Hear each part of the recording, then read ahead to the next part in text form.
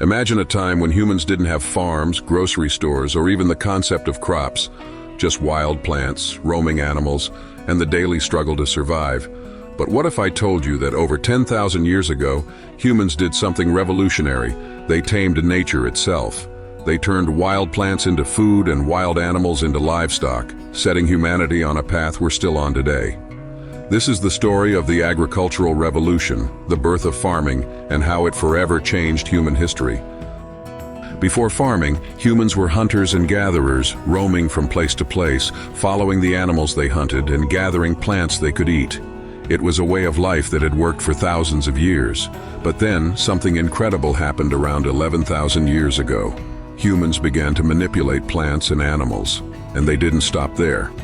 Over thousands of years, farming spread across the globe, transforming societies from small groups of nomads into large civilizations with complex societies. But why did people start farming, and how did it transform their world? Think about it. Wild plants and animals were unpredictable, seasonal, and required constant movement. People never knew when their next meal would come. Food could be scarce, and it was hard to support a growing population. But domestication wasn't easy. Imagine trying to grow plants from seeds you found in the wild, or trying to keep a herd of wild animals from running away. The challenges were massive, yet early humans saw an opportunity. If they could gain some control over their food sources, they could settle down, form communities, and maybe, just maybe, build a better life. The agricultural revolution wasn't just a new way to get food, it was a solution to the struggle for survival. 20,000 BCE, a hint of control. The earliest signs of human control over plants go way back, around 20,000 years ago in Israel. People began gathering wild grains, and some suggest they even attempted to manage the growth of these plants, though it was far from what we'd call farming. This was a small step, but a crucial one, showing the beginning of humanity's interest in controlling nature. 11,000 BCE, plant cultivation in Syria. Fast forward to around 11,000 BCE in Syria. This is where we see the first evidence of humans purposefully cultivating crops. They chose specific plants, like rye, and began selecting them for certain traits.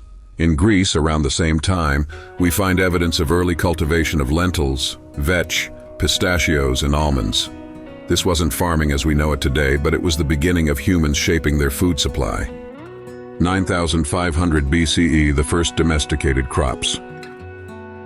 By around 9,500 BCE, farming took a leap forward in the Levant, an area that includes parts of modern-day Syria, Lebanon, and Israel.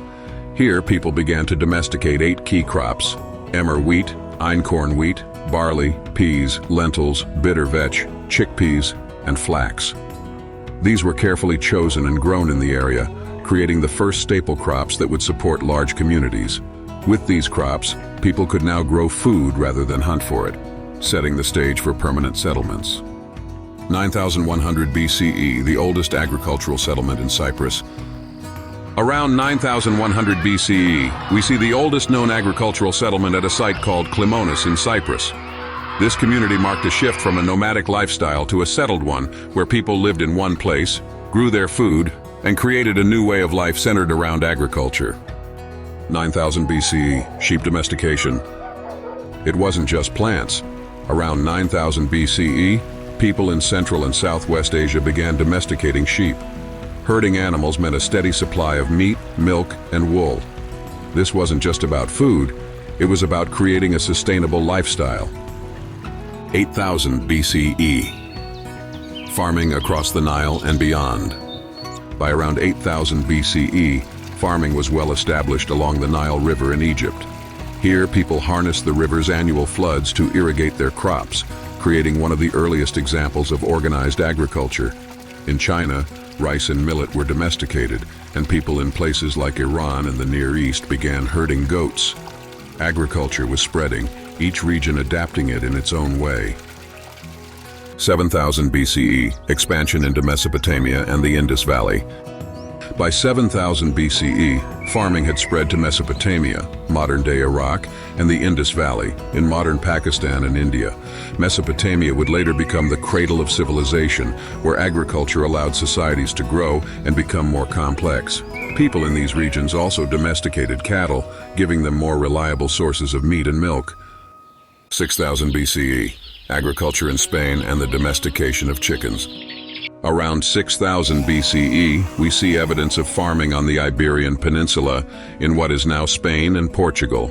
In Southeast Asia, chickens were domesticated. Each new region that adopted farming added its own animals and plants to the agricultural mix, tailoring farming to local resources.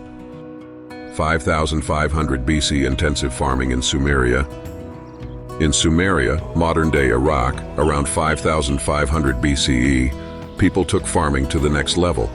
They developed organized irrigation systems, cultivated large areas of land, and even began specializing their labor. Some people became full-time farmers, allowing others to focus on different tasks. This was more than just farming, it was the beginning of complex societies. 5000 BCE, rice and sorghum in Africa's Sahel region. By 5000 BCE, rice and sorghum were being cultivated in the Sahel region of Africa, spreading agriculture into new parts of the world. Farming was no longer just a Middle Eastern phenomenon, it was becoming a global movement. 4000 BCE, the domestication of the horse. Around 4000 BCE, people in Ukraine and Kazakhstan domesticated the horse, revolutionizing transportation and warfare. The ability to tame and ride animals changed how humans moved, hunted, and defended themselves. 3700 BCE, field systems in Ireland.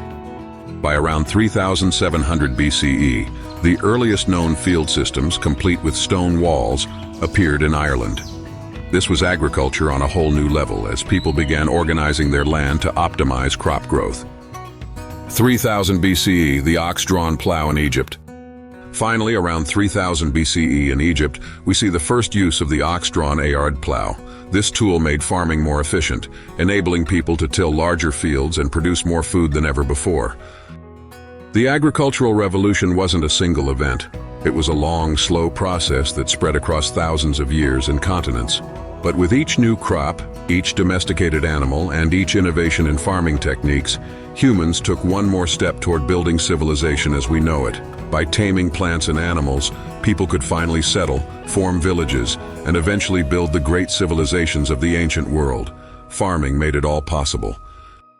If you're fascinated by how ancient innovations shaped our modern world, make sure to subscribe for more.